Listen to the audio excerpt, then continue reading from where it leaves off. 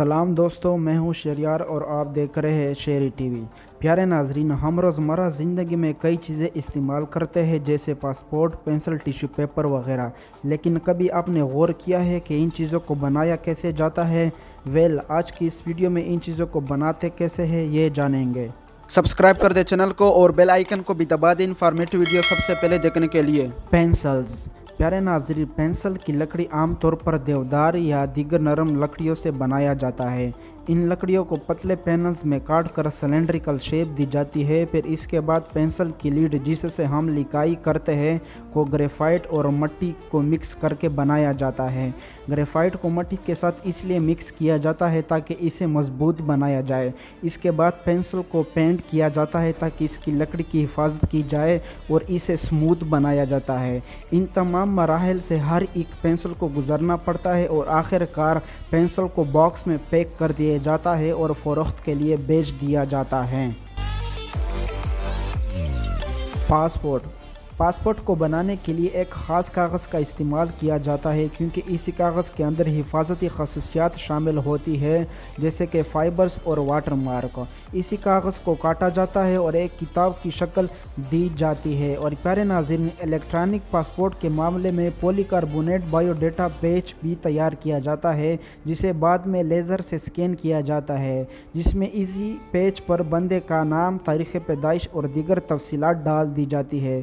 اور اس کے ساتھ جعلسازی کو روکنے کے لیے ہولوگرام، اسپیشل فونٹس اور مائکرو پرنٹنگ جیسی حفاظتی خصوصیات شامل کی جاتی ہے۔ اور الیکٹرانک پاسپورٹ میں ایک چپ بھی فٹ کی جاتی ہے جس میں فنگر پرنٹس اور چہرے کی خصوصیات جیسے بائیو میٹرک ڈیٹا کو پروٹیکٹ کیا جاتا ہے۔ اور پاسپورٹ کے پیجز کو محفوظ سلائی کے ساتھ باندھ دیا جاتا ہے اور آخر میں ہر ایک پاسپورٹ کی جانچ پڑتال کی جاتی ہے اور اسے مکمل محفوظ اور سیکیور بنایا جاتا ہے۔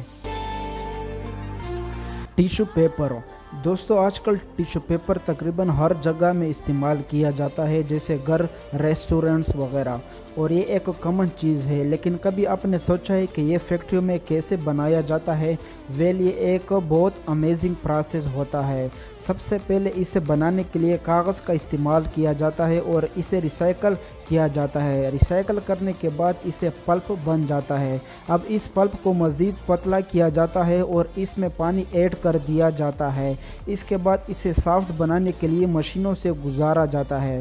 اب پلپ کو تیز چلنے والی جالی پر بہایا جاتا ہے جس سے پانی نیچے چلا جاتا ہے اور پلپ ایک باریک چادر کی صورت میں جمع ہو جاتی ہے۔ اب یہ چادر ہیوی رولرز سے گزرتی ہے جو اس کا پانی نکال دیتے ہیں، پھر اسے بھاپ والے سلنڈرز سے گزار کر مکمل طور پر خشک کر دیا جاتا ہے۔ اب یہ چادر بڑی رول میں لپیٹی جاتی ہے، اس کے بعد اسے چھوٹے رولز میں کاٹا جاتا ہے اور پیک کر دیا جاتا ہے۔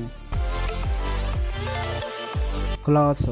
دوستو، ہم طرح طرح کے لباس پہنتے ہیں خود کو ڈھانپنے کے لیے اور اچھا دکھنے کے لیے، لیکن کیا آپ کو پتہ ہے کہ کپڑوں کو فیکٹریوں میں کیسے بنایا جاتا ہے؟ یہ کئی مراحل پر مشتمل ہوتا ہے۔ سب سے پہلے ڈیزائنر کپڑوں کا ڈیزائن تیار کرتا ہے جس میں ناپ، رنگ اور پیٹرن شامل ہوتے ہیں۔ اس کے بعد خام مال جیسے روئی یا پولیسٹر کو دھاگے میں کاٹا جاتا ہے اور پھر اس دھاگے سے کپڑا بنا جاتا ہے جسے مختلف رنگوں اور ڈیزائنوں میں رنگا یا پرنٹ کیا جاتا ہے۔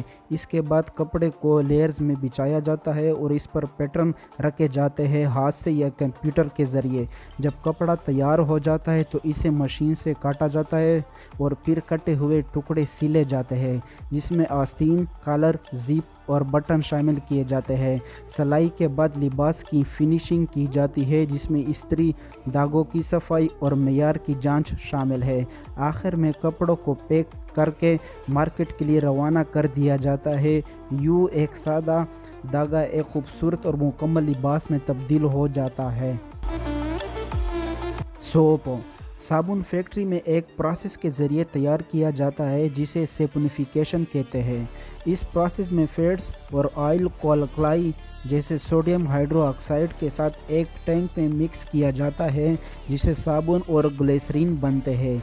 इसके बाद साबुन की क्वालिटी को बेहतर बनाने के लिए इसमें खुशबू, रंग, जिल्द को नरम रखने वाले अज्जा और जरासीम को मारने वाले मेडिसिन शामिल किए जाते हैं। इसके बाद इस मिक्सचर को साबुन की शक्ल देने के लिए मुख्तलिफ सांचों में डाला जाता है और इसे सख्त होने के लिए ठंडा किया जाता है।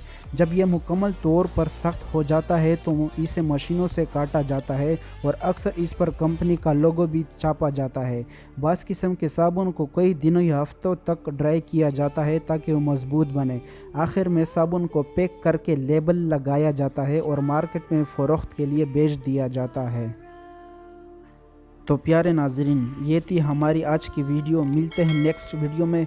अल्लाह हाफ़िज़।